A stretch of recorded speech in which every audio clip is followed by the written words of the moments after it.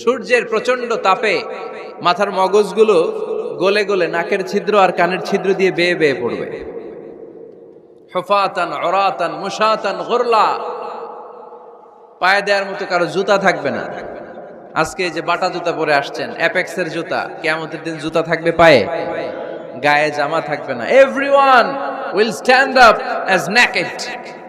There is no dress, no costume, no garment in their body.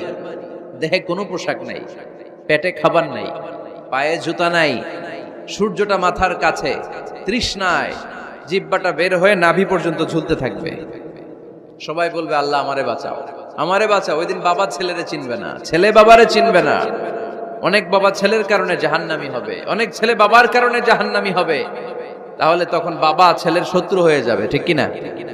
তাহলে কোরআন সাধারণত বলল কিছু কিছু জিনিসের প্রতি মানুষের আকাঙ্ক্ষা জনমভর, এর মধ্যে অন্যতম হলো সন্তান সন্ততি। এই সন্তান কখনো হয়ে যায় জিনা মানে সৌন্দর্য, আবার এই সন্তান কখনো হয়ে যায় ফিতনা মানে পরীক্ষা, আবার এই সন্তান কখনো হয়ে যায় আদুয়া মানে শত্রু, ঠিক কিনা?